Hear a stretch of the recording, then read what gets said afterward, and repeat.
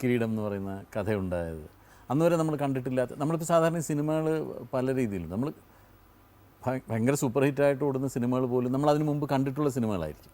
ഒരുപാട് സിനിമകളുണ്ട്. ഇപ്പോൾ മോഹൻലാൽ തന്നെ പറയാറുണ്ട്, ഒരു സിനിമയിൽ തന്നെ 5-6 പ്രാവശ്യം അഭിനയിക്കേണ്ടി വരുന്നത്. ഇതിനു മുമ്പ് ചെയ്തതൊക്കെ തന്നെയാണ്. അതും വീണ്ടും ഹിറ്റാവും. പ്രേക്ഷകർ അങ്ങനത്തെ സിനിമകൾ ആവശ്യപ്പെടുമ്പോൾ നമ്മൾ അങ്ങനത്തെ സിനിമകൾ ചെയ്യേണ്ടി വരും. പക്ഷേ കിരീടം നമ്മൾ അന്ന് വരെ കണ്ടിട്ടില്ലാത്തൊരു സിനിമയായിരുന്നു. അത് തനിയാവർത്തനത്തിനും എല്ലാത്തിനും ഉണ്ട്, നമ്മൾ കണ്ടിട്ടില്ലാത്തൊരു സിനിമയാണ്. എന്നാൽ എല്ലാവർക്കും ആർക്കും ഒരു അപരിചിതമായ പ്രമേയമല്ല. നമ്മൾ ഒരുപാട് സേതുമാധവന്മാരെ കണ്ടിട്ടുണ്ടാവും, അല്ലേ? നമ്മൾ ഒരുപാട് പോലീസ്, അങ്ങനത്തെ തിരഞ്ചേട്ടനെ പോലുള്ള പോലീസുകാരെ കണ്ടിട്ടുണ്ടാവും. പക്ഷെ നമുക്കെല്ലാം പരിചിതരായ കുറേ കഥാപാത്രങ്ങൾ. എവിടെ നിന്ന് തുടങ്ങിയ കിരീടത്തിൻ്റെ ഒരു സ്പാർക്ക്? കിരീടത്തിൻ്റെ ഈ കഥ ഒരു പക്ഷേ എന്നെ ചെറുപ്പം മുതലേ എന്നിൽ ഉരുത്തിരിഞ്ഞതാണെന്ന് എനിക്ക് തോന്നിയിട്ടുണ്ട്. ഇപ്പോഴത്തെ ഞങ്ങളുടെ ചാലക്കുടി പ്രദേശങ്ങളിൽ ഒരുപാട് റൗഡികളുണ്ടായിരുന്നു ഒരു നാടായിരുന്നു ഒരു കാലത്ത്. ഒരു 10-20 റൗഡികൾ എനിക്ക് തന്നെ അറിയാം. റൗഡിയാവുക എന്ന് പറയുന്നത് ചിലർ അഭിമാനമായിട്ട് എടുത്തിരുന്നു, ഒരു അന്തസ്സായിട്ട് എടുത്തിരുന്നൊരു കാലം വരെ ഉണ്ടായിരുന്നു. രണ്ടാമത്തെ മോൻ റൗഡിയാ എന്ന് പറയുന്നതിലൊരു അഭിമാനം ഉണ്ട്. അപ്പോൾ നമ്മുടെ അടുത്തുള്ള ഒരാൾക്ക് 10 മക്കളിൽ 9 പേര് റൗഡികളാണ്. ഓ ശരി. അപ്പോൾ ഈ അച്ഛനും റൗഡിയായിരുന്നു അത്ര.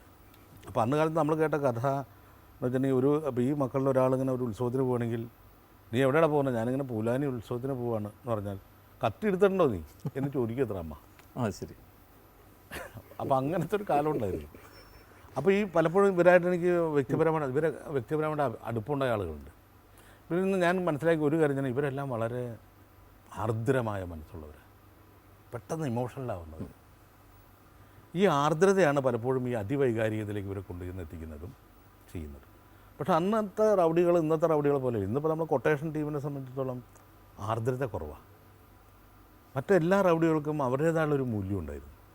അതെ, എൻ്റെ ഒരു കൂട്ടുകാരനെ തല്ലിയതിന് പകരം ചോദിക്കാനാണ് ഒരാൾ ഒരു ഇമോഷൻ ഉണ്ടായിരുന്നത്. പൈസയാണ്, ഇന്ന് പൈസയാണ്. പണ്ട് അങ്ങനെ. പിന്നെ റൗഡികൾക്കുണ്ടായിരുന്നു. പണ്ട് ഞാൻ കേട്ടിട്ടുണ്ട് ഇങ്ങനെ ഇന്നാൾ സ്ത്രീകളോട് ഭയങ്കര ഭവ്യമായിട്ട് പെരുമാറുന്നതാണ്. പക്ഷേ റൗഡിയാണ്. അപ്പോൾ എന്നോട് വളരെ അങ്ങനെ എൻ്റെ ഒരു അമ്മായിയുടെ വീടിനടുത്തുകൂടി ഒരിക്കലൊരു റൗഡി ഇങ്ങനെ ഭയങ്കര കള്ളുകുടിച്ചിങ്ങനെ ഭയങ്കര ചീത്തം തരെയൊക്കെ പറഞ്ഞു വരിക. അപ്പോൾ ഈ അമ്മായി എന്നിട്ട്, എന്താടാ നീ കാണിക്കുന്നത്, ഇങ്ങനെ പോയി. അപ്പോൾ സ്ത്രീകളോടും അമ്മമാരോടും ഒക്കെ ഒരു ബഹുമാനം ഒക്കെ പുലർത്തിയിരുന്ന ഒരു ആളുകളായിരുന്നു. ഭയങ്കര ഇമോഷണലായിരുന്നു അവർ. അവർക്കൊരു നീതി ഉണ്ടായിരുന്നു. അവർ നമ്മൾ ഒരുപക്ഷെ വൈരാഗ്യം കൊണ്ടോ അല്ലെങ്കിൽ വാശി കൊണ്ടൊക്കെ വെട്ടും കുത്തൊക്കെ ഉണ്ടായേക്കാം. പക്ഷേ എങ്കിലും അതിൻ്റെ ഉള്ളിൽ ഒരു മര്യാദയും മൂല്യം ഉണ്ടായിരുന്നു. അപ്പോൾ ഇത്തരം കുറേ ആളുകളെ എനിക്ക് പരിചയമുണ്ട്.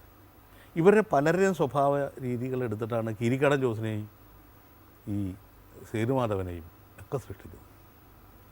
പിന്നെ എല്ലാ നാട്ടിലും എല്ലാ റൗഡികളും ആയിത്തീരുന്ന പരിതസ്ഥിതി ഒന്ന് തന്നെയാണ്. അതുകൊണ്ടാണ് കിരീടം ഞങ്ങളുടെ നാട്ടിലെ കഥയും എല്ലാവരും പറയും. ഇപ്പോൾ പാലക്കാർ പറയുന്നത് പാലയിൽ നടന്നതാണ്, കോട്ടയത്തുകാർ കോട്ടയത്ത് നടന്നതെന്ന് പറയും, ആലപ്പുഴക്കാർ ആലപ്പുഴ നടന്നതാണ്. എല്ലാ നാട്ടിലെ റൗഡികളും ജനിക്കുന്നത് ഇങ്ങനെയാണ്. ഒരു അബദ്ധത്തിൽ നിന്ന്, ഒരു വൈകാരികാവസ്ഥയിൽ നിന്ന് അവർ അറിയാതെ പെട്ടുപോകുന്നതാണ്. ഈ പെട്ടുപോകുന്ന സമയത്ത് സമൂഹം ഒരു കിരീടം അവരെ ശിരസിലേക്ക് ചാർത്തി കൊടുക്കുക, അവർ ബഹുമാനിക്കപ്പെടുക, പിന്നെ അതിൽ നിന്ന് പിൻവാങ്ങാൻ കഴിയാത്തത്. എന്നാണോ ഒരു റൗഡി ആയുധം താഴെ വയ്ക്കുന്നത്, അന്ന് അവൻ്റെ തല അറ്റുപോകും എന്നുള്ളതാണ്. അപ്പോൾ ആയുധം താഴെ വയ്ക്കാൻ ഇവർക്ക് ഭയമാണ്. അത് പണ്ട് കിരീടം ചെയ്തിട്ട് കിരീടം എങ്ങനെ ഒരു റൗഡിയായി തീരുന്നു എന്ന കഥയിലേക്കാണ് എത്തിയത്. പിന്നീട് ഞാൻ ഒരിക്കൽ എൻ്റെ ഒരു സുഹൃത്തിനെ കണ്ടപ്പോൾ ഞാൻ ആലോചിച്ച്, കഥ അവസാനിക്കുന്നില്ലല്ലോ. പലരും എന്നോട് ചോദിക്കാറുണ്ട്, മറ്റേ അതിൻ്റെ 2ാം ഭാഗം എടുത്തുകൂടെ, മരത്തിൻ്റെ 2ാം ഭാഗം ചെയ്തുകൂടെ, അതിനെ ശബ്ദമുള്ള 2ാം ഭാഗം ചെയ്തത്.